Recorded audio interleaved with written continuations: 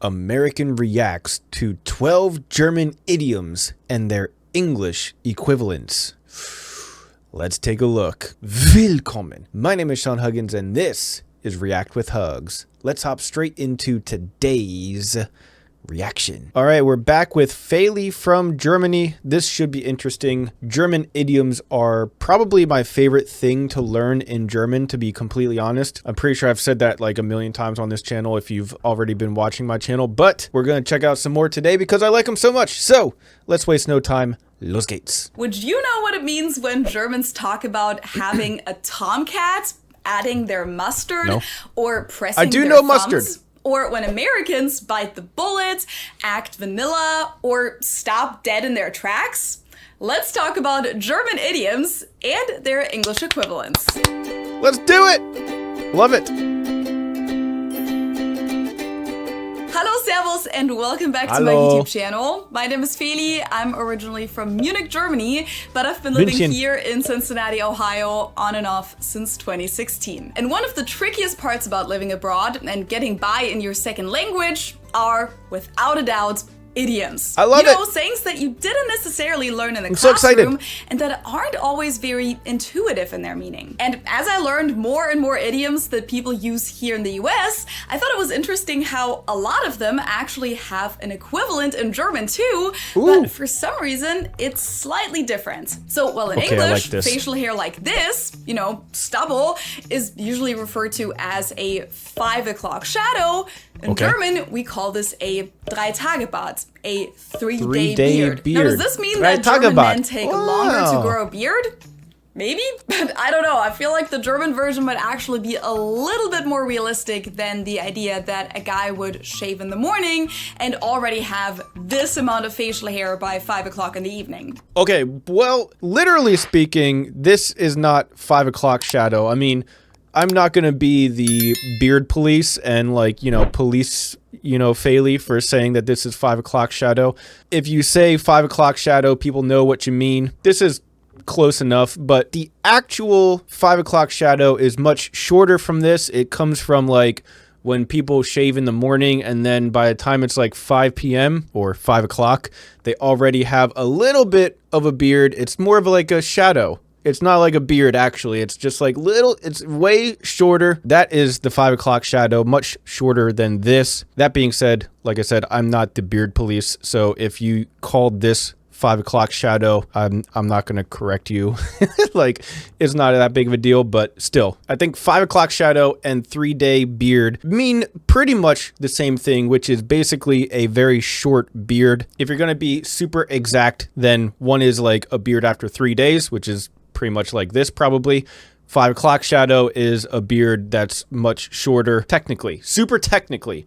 But then again, like I said, not the beard police. So everything is 5 o'clock shadow. Everything is 3-day-old beard, as long as it's a very short beard in my book, because I don't care. Well, I'm sure for some men this is true. When you're head over heels in love and everything is perfect, then where are you? McDonald's? Maybe? Let's see. Germans would say that you're floating on cloud 7, auf Wolke 7 Oh. schweben. English speakers, however, Cloud are 7. on cloud 9. So Yeah. almost the same, but not quite. How's that so happen? why does the idiom have different numbers in the two languages? Well, apparently it used to be cloud 7 in English too, and the saying to be in seventh heaven does actually still exist. That's Yeah. the same as the German True. im siebten Himmel schweben. But throughout the Very 20th true. century, cloud 7 somehow became cloud 9. Cloud 9, a great sitcom that you should check out. I think it's on Netflix. Pro tip. Cloud 9, very good show. Some people say that this has to do with how the American Weather Bureau classified different types of clouds in the 1950s. And Okay. cumulonimbus clouds, which Oh, go my very favorite. high and are considered rather pretty, were labeled as number 9. I Love don't a even good cumulonimbus. If you're not cumulonimbusing on the weekend, I don't know what you're doing. I love Give me a good beer and a good cumulonimbus, and whew, my weekend is set. I don't know if that's true though, because when I looked into it, I could only find a classification from 1 through 5. Others say that it goes back to Buddhism and the 9 stages that lead to enlightenment. And there's the theory that the phrase was implemented by the American radio show Johnny Dollar, where one of the characters was frequently knocked unconscious and would be transported to a place that he referred to as Cloud 9. But no matter what the true origin really was, musical artists then established the term in pop culture once and for all with albums like Cloud 9 by George Harrison from the Beatles, or The Temptations had an album with the exact same name in 1969, and Bryan Adams released a song called Cloud Number 9 in the 90s. When you make something out to be way more important or more dramatic than it actually is, English speakers would say that you're making a mountain out of a molehill. Making a mountain out of a molehill. That's true. Okay, hold on. I think that I learned the German version of this before. I think it's like you're making an elephant out of a mosquito? Something like that? In German, you're making an elephant out of a mosquito. Aus einer Mücke einen Elefanten. Dude! Same idea, different got it right. concepts. Okay, if you're eating right now, oh my gosh, take a quick break because it's gonna get a little visual. In English, when a situation is about to get really, really bad, you can say that shit is about to hit the fan. Or if it already happened, shit hit the fan. So it got messy. In German, we would say, die Kacke ist am Dampfen, or jetzt ist die Kacke aber richtig am Dampfen. Shit is really steaming now. Jetzt ist die Kacke aber richtig am Dampfen. Dude, that's awesome. I love that. Staying on that same overall topic of things going wrong or getting worse, in English you'll hear people say that something is going downhill. Britney's career? Yeah. I mean, it all went downhill after she shaved her head. Just an example, no Britney bashing, please. In German, instead of things going down the hill, they go down the creek. Den Bach runtergehen. We also have something similar. I'm not sure if she will mention it in this video, but we have down shit creek without a paddle.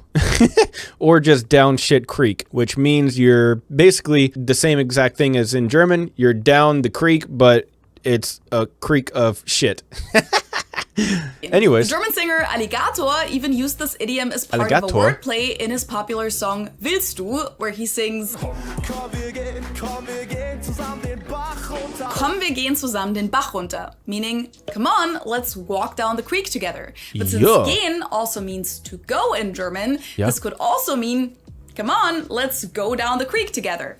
Come on, let's go down the hill together. This is one of my absolute favorite German idioms because it's so prevalent in Germany, but I never even really thought about its original meaning until I moved to the US. When you've had too much to drink and then feel terrible the next day, we say that we have a Kater in German. We have a tomcat, a male cat. And the funny thing about this is that this is pretty much the only way to say this in German. There's no proper alternative. Oh yeah, I did know that.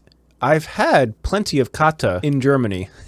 Really. Now, etymologically, the origins of this phrase are most likely different than those of the kata, that's a male cat, but in modern German, it's both spelled and pronounced the exact same. In English, of course, you'd say that you have a hangover, so the previous night is kind of hanging over you like a dark cloud, or you can also say that you are hungover. This next one has a really interesting background story that most Germans have never even thought about. When something is super normal, average, nothing new or special, we often call it 0815 in German. 0815. A new TV show can be 0815, for example, or an outfit, or a music album. Basically saying it's pretty standard. 0815, as opposed to 10 from 10. So like, is this a rating? 8 out of 15? Like it's middle of the road? It's pretty average? Is that the meaning of it? Like 10 from 10 is excellent? 0815 is just average? Nothing that hasn't been done I guess before. so. The phrase 0815 is so common that I've never even asked myself where it comes from. So I finally looked into it. Looks like a date. And apparently it goes back to World War I and a machine gun that was used a lot by the German army. It was the MG 0815, the MG 0815. And it's called that because the gun was originally originally developed in the year 1908, and then it was refined in 1915. Now, why exactly we have an idiom going back to this gun isn't 100% clear. There are different theories, though. It's possible that the soldiers had to undergo a very monotonous daily training with this gun, so that the name of the gun eventually became a synonym to describe a boring routine. Another theory is that the idiom has to do with the decreasing quality of materials towards the end of World War I, so 0815 stood for low quality. Or the idiom might have to do with how products were continuously being standardized during that time. So it was actually possible to produce pieces for the gun at basic places like bicycle factories or typewriter factories. And it was compatible with ammunition from other guns as well. So 0815 could have simply stood for standardizing. In English, I think the closest equivalent to this is saying that something is vanilla. You know, just very basic. Or you could also say run-of-the-mill or cookie cutter. Also known as my reaction videos. Very plain, very ordinary. It's actually one that Ben says a lot whenever he talks about houses in new subdivisions here in the US, that they're all cookie cutter houses out of a catalog. Let's pretend you're 12 years old, you're having an argument with a friend, and your sibling is around and, without being asked, shares their opinion about the situation. As a German, you'd probably say, musst du jetzt auch noch deinen Senf dazugeben? Do you have to add your mustard too? Or Dude, I love this saying so much. I made an emote for it on our channel. If you subscribe to become a member of the channel, you get a special one-of-a-kind mustard emote that you can add in the comment section, so you can add your mustard whenever you want.